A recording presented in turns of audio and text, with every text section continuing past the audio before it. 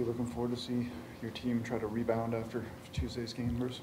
Well, I mean, yeah, I guess in a short version. I mean, didn't have a good game, and I think the players know it, and they want to rebound too because we'd been playing pretty good, and we want to get back to where we were.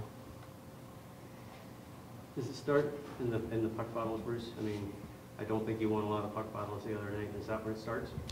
I mean, I think in every game I focus on puck battles because, I mean, we could talk systems all day long, but in the end, whoever wins the battles usually wins the game. And but I mean, coming up with those pucks on every one-on-one situation on the boards and the board battles is vital. So I mean, it's something we emphasize a lot. We didn't do a very good job of it last game, so hopefully we'll do a better job of it tonight.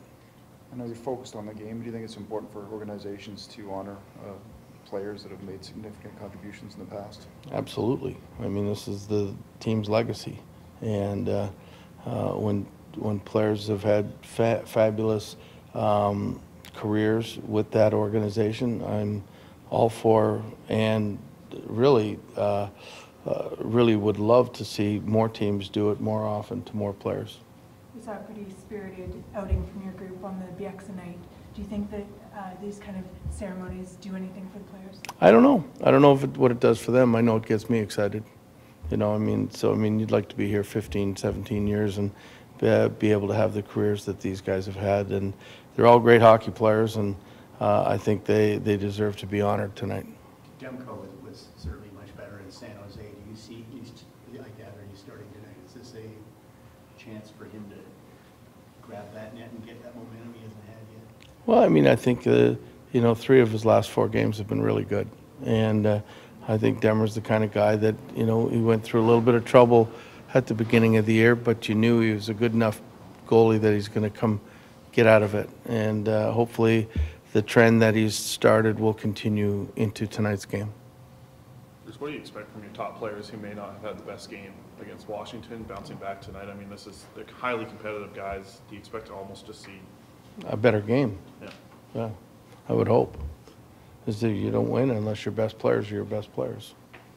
Bruce, what sort of threat does this Panthers team in particular face or sort of pose based on the way they attack the speed on the back end in particular? Well, they're coming at you very similar to Colorado, 4 deep every time, and so even when you're on offense, they're sort of putting you a little bit on defense that you have to be aware that you don't get caught. So I mean, they're a team that if you turn the puck over against them, they're gone, and you can't afford that. So I mean, it's a great way to play if you've got the players to do it, and they've had them, especially last year, and you know that they're going to be out there. They've lost two games out west here. They don't want to lose a third, so they're going to be playing their best hockey tonight. You pay close attention to the schedule when you see a team coming into Vancouver, having gone 0-for in Alberta.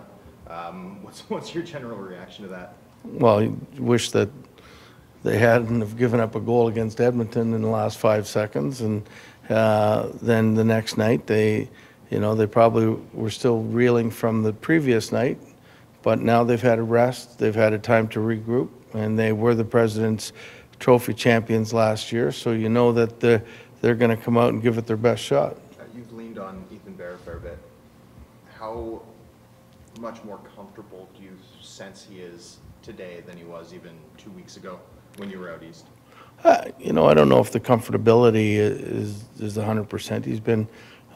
He's played some really good games, but then he's been inconsistent a little bit, and we talk about it all the time about him being a good player really means him being a consistent player and somebody to be able to rely on every day and then not know whether he's going to be good or bad. And he understands it, and his goal is to be more consistent, and he's playing with a pretty good player that's helping him along too.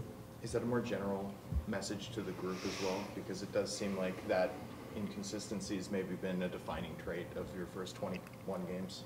Yeah, I mean, at least for the first 10 anyway. And but I mean, coaches, and we have to know, every game what we expect to be brought to the table, and when it's not there, it's a lot of adjustments during the game. But I mean, I think we're getting better as every game goes along. I think, and I'm hoping the last game was an anomaly, but I mean, the previous 6 were pretty good games.